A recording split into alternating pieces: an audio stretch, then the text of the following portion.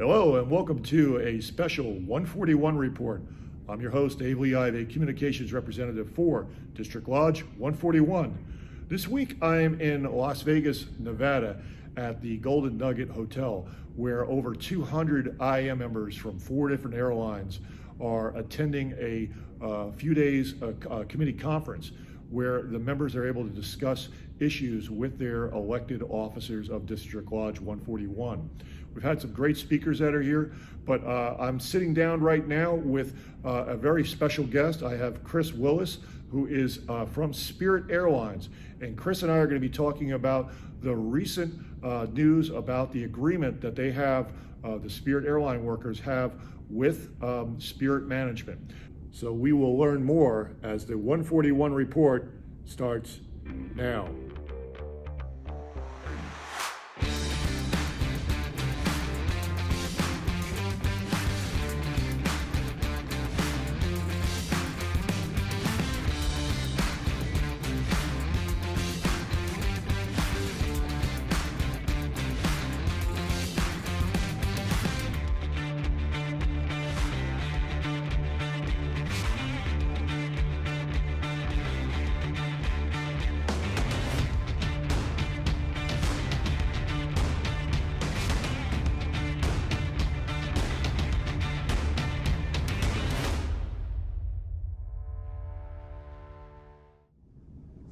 Hey, Brother Chris, it's great to have you on the 141 report. Please tell the viewers about yourself. Well, Dave, as everybody should know or would know if they don't, well, I started out as safety chair back in 2016. And once again, did that up under Tony, which is Tony D. Everybody knows him as Tony D. Did that up under Tony D up to 2018. And after I did that, I then was pushed or urged or encouraged to go into the grievance committee as well. So I did that. It was needed. It was a needed thing for the membership. So I went ahead and took that on. And also this year, 2021, I was also elected vice president of the local lodge by the mass membership of local lodge 368. And it has humbled me, and it was a great experience. So Chris, wow, you've got some career going so far over at Spirit. Local Lodge 368 is very lucky to have you on their executive board. So Chris, how many people do you currently represent at the local, and how many people do you represent at Spirit Airlines? Okay, Dave. Well, currently at Spirit, I represent over 282 ramp agents as of now. We do have we had a headcount raise or ceiling lift. So before, probably around toward the end of the year or the beginning of next year, I'll be representing over 410 ramp agents once they get the staffing up. As far as localized 368, we represent roughly around 800 members. That's from Southwest, United, British Airways, American, and the list goes on. I think we do have Bahamas Air in there too, in our local lodge. But those are the members that we represent. So, Brother Chris, we had some really exciting news last week. Spirit Airlines came to an agreement with the IAM and the ramp workers in Fort Lauderdale. So why don't you tell me about that? All right, Dave. Actually, that is that is actually food to my soul as far as the agreement goes. But first, I'd like to take the time out to thank Tony Gibson and Andrea for their leadership with my whole team, who was Almarie Jean, Linda Germain, Gregory Dela Cruz, who was an absolutely fantastic team to go into this negotiation, because it was a critical time and every last one of them held their weight. And they put in so much insight into making this contract what we need and what the members needed. So some of the things that and I would like to add to that I want to thank Mike Clem as well for his support, especially at the very end, Tom Regan. And I mean, it just was a phenomenal team that came in and helped us out. But some of the things that we did get which was groundbreaking, was the overtime pay, which we didn't have then. And one of the things that Spirit did a lot was mandatory. And so now part-timers and full-timers, anything over 8 hours is considered automatically time and a half, regardless of how many hours they work in that week. All right. Also, anything over 12 hours of Mando will be double time, right? And that's regardless of if they have 40 hours or not. So that was real huge. Another huge piece was the vacation for part-timers, right? So now part-timers get 1 week of paid vacation. Once they reach 5 years, they'll get 2 weeks vacation. So we have a lot of part-timers that are, I would call them career part-timers, because they have other things, they're retirees, and for whatever reason. But now they can get paid for time off, especially because we've been having a lot of issues with part-timers needing time off, and they were not getting paid for it. But now this is a plus, when it comes to part-timers. Another strong piece of the agreement is the investigatory language that we had in there, that we have in there now. And before, Spirit could, find somebody, or charge somebody, suspend them. I mean, they will still be getting paid on suspension, but what would happen is they could slip them a termination letter once they made their determination, and we fight to get them back. The problem with that was our membership will be out there with no job. The company could drag their foot, and they're out there and they're kind of getting in debt because they don't have money coming in. So this language will make the company really do their due diligence to make sure that if you're going to charge one of our members, you better be ready. You better have your ducks in line, because he or she is going to have a hearing. You're going to have to prove all just cause. So this way, the membership are able to get paid while they go through this, rather than us trying to fight and get them back on the back end. So let me ask you, what would be the top out rate now for the senior? You said it was a $7 an hour raise. So what are we talking right now, roughly, for the first year? This is a 5-year agreement that I think we're talking about here. But you're talking about how good this is going to be for families. I know down in Florida, I think the average hourly rate that you need to have like a 2-bedroom apartment is like $22 an hour or something like that down there. So I really like our viewers to know how you guys were able to get these wages up to a point where it's livable down there now on these wages. Before, Spirit was not giving you a living wage. Now you've got real livable wages. So let's hear your comment on that. So Dave, you absolutely right. South Florida, especially here in Fort Lauderdale, is so expensive to live, and among other places, but especially South Florida. But with Spirit, the wages that we had before, I heard you mention the vets. The vets was basically living off of $15.51. That was the top out on our old scale. So $15 basically is what most people are starting out on. And that was something that they capped out. So 15 really, as you said, $22 is one of those things that you need as a livable wage in South Florida. So $15 wasn't touching that.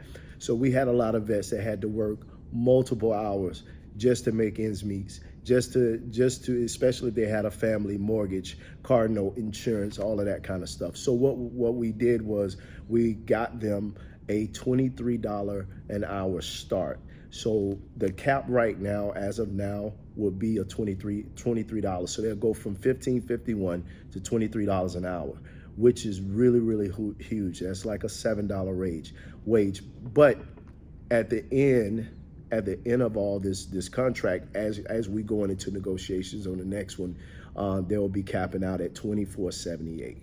So, and that was something that was brilliant on the whole team.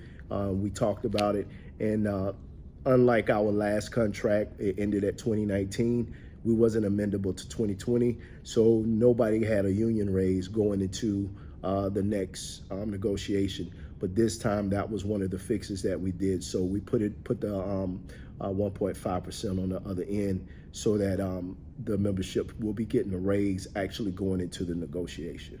So, Brother Chris, is there anything else that kind of stands out in this agreement that you'd like to bring out to the viewers? Yes, Dave. We do have some powerful language that's in there. That is the Me Too clause. We have two Me Too clauses in there. One is for the 401k. And basically what that states is, and the 401k is a little different than the profit sharing, and I'm gonna bring that up in a minute. The 401k kind of excludes the pilots in the in-flight because of the difference in their plans already. But with the 401k, if any other work group, with excluding the pilots in in-flight, gets the 401k or a better match than what we already have, then we also get that as well. Now with the profit sharing, that's with any work group that's within Spirit, which in Fort Lauderdale, the base, that's mainly all Spirit. So, and that's customer service, stores, maintenance. That's all the groups that's there right there, Spirit. They're all direct Spirit, versus any other station that's contracted. So if any other work group gets that profit sharing, then we get it as well. Whatever they get, we get.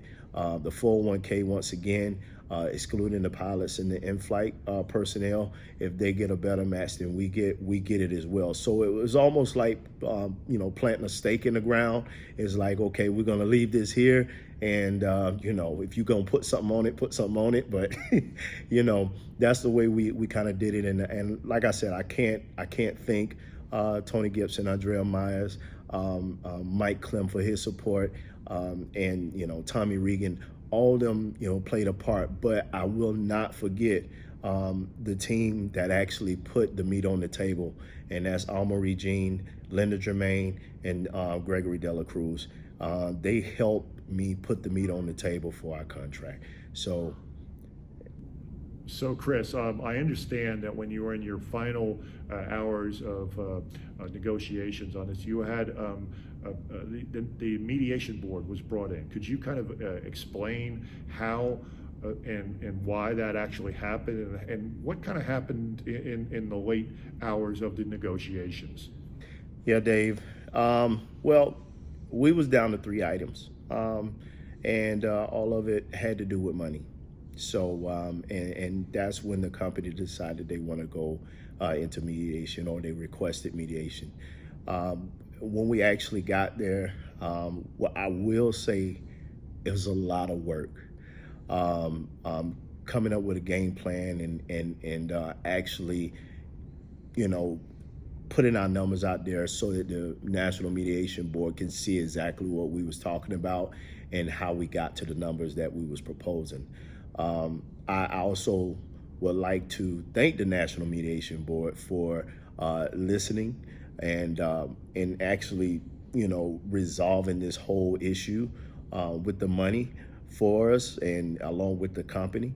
So, I think everybody did a great job, and the National Mediation Board, they came in and they was very fair about the whole process. But it was a very tense time. It was very tense, back and forth, and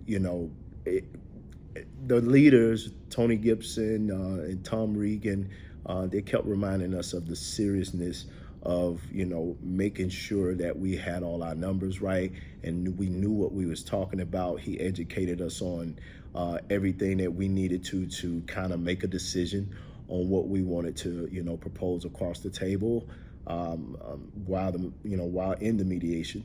So yeah, it was a very tense time. That I can't.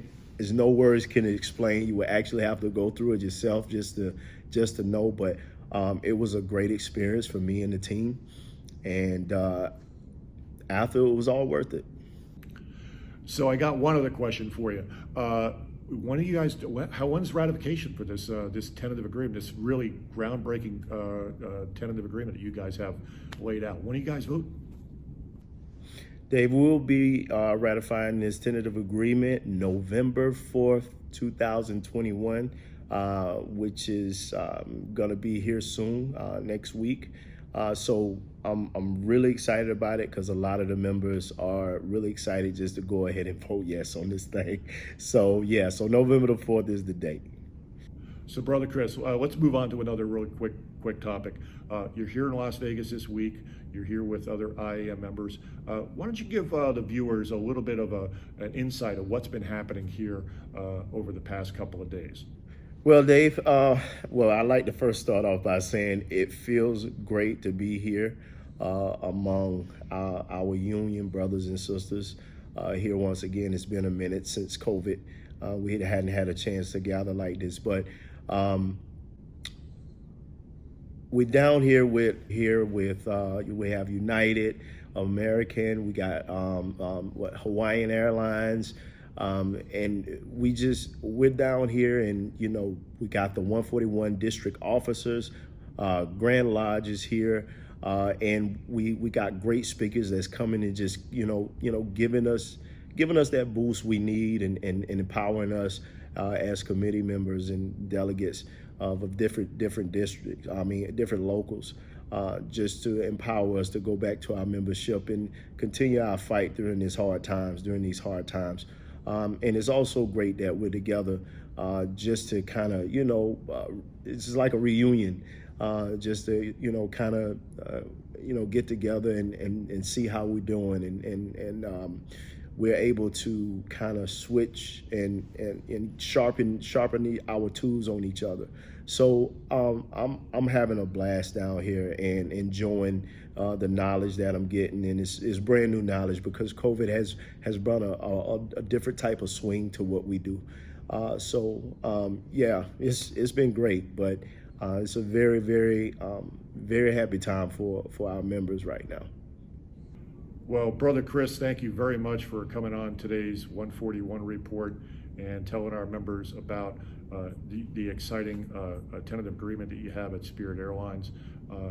As an IAM member, I wish you and your members the very best. I'm looking forward to seeing a positive outcome on this. It sounds like it's going to get ratified big time, so it's pretty exciting. And on behalf of myself and the entire team, the communications team, the 141 report, I want to thank you for coming on today. And this wraps up this week's 141 report, and we'll see you next week. Bye for now.